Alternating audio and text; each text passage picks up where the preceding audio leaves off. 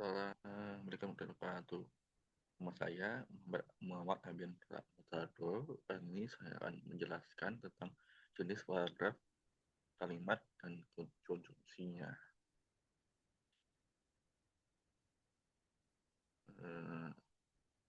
Itu agenda pembahasannya ada tiga. tiga. Satu, jenis paragraf, memahami bagian paragraf berdasarkan letak kalimat utama dan tujuannya. Dua, jenis-jenis kalimat. Pelajari kalimat berdasarkan jumlah, klausa, dan fungsi dan isinya.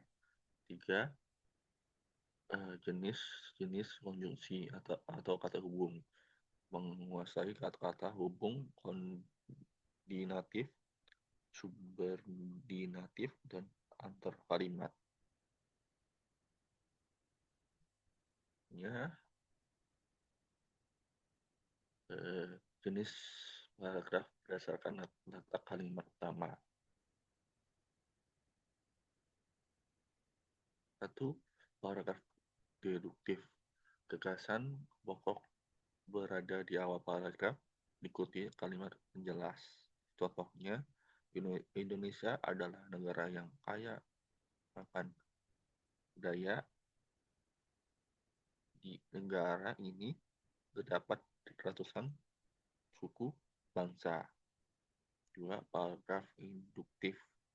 Diawali penjelasan kasus, fakta atau bukti, dan gagasan pokok berada di akhir. Contoh, belajar hingga larut malam membuat tubuh lelah. Oleh karena itu, begadang tidak baik untuk kesehatan. Paragraf campuran, gagasan pokok berada di awal dan tegas kembali di akhir paragraf. Terus, jenis paragraf berdasarkan tujuan dan isi. Narasi cerita, menceritakan kronologi peristiwa berdasarkan urutan waktu, memiliki tokoh dan alur. Terus deskripsinya atau gambaran, menggambarkan objek atau suasana secara detail agar membaca ikut merasakan. Terus eksposisi atau informasi, memaparkan informasi, pengetahuan atau tutorial secara objektif atau ilmiah. Terus argumentasi pendapat berisi opini penulis yang disertai bukti, data, atau alasan kuat untuk meyakinkan. Selanjutnya, bersuai ajakan bertujuan mengaruhi atau mengajak pembaca melakukan tindakan tertentu. Terus masih jenis kalimat. Sekarang masuk ke jenis kalimat berdasarkan kalimat kasus. Isinya ada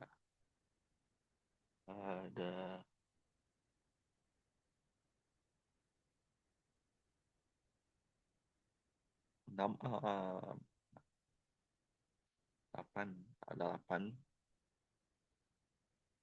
Satu, kalimat tunggal hanya memiliki satu klausa bebas, satu subjek dan satu predikat, hanya memiliki satu.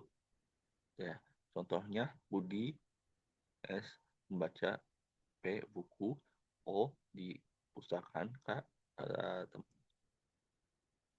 materinya, intinya K-nya kalimatnya.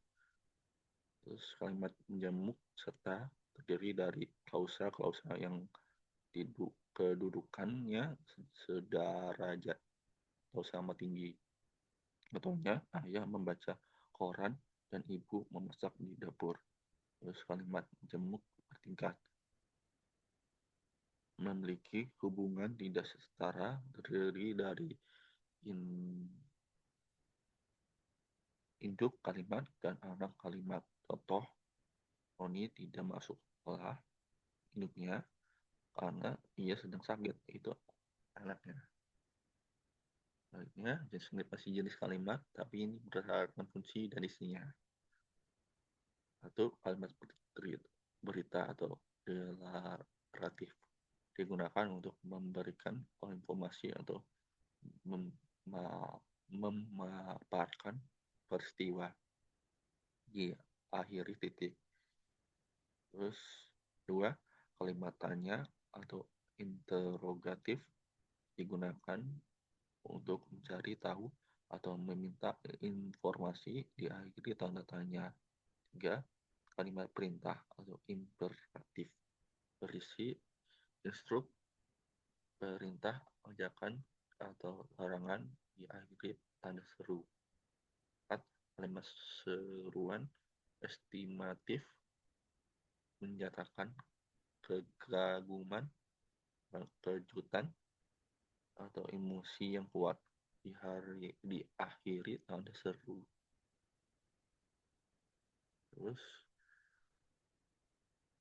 jenis-jenis konjungsi atau kata hubung. Satu, konjungsi koordinatif menghubungkan kata atau klausa yang setara kedudukannya. Contoh kata dan atau tetapi sedangkan melainkan. Dua, konjungsi subordinatif menghubungkan klausa bertingkat dan setara. Contoh kata karena, jika, kita, agar, sebelum, meskipun. Gitu. Tiga, konjungsi antar kalimat menghubungkan kalimat satu dengan kalimat lain yang baru. Letaknya selalu di awal kalimat, diikuti tanda koma.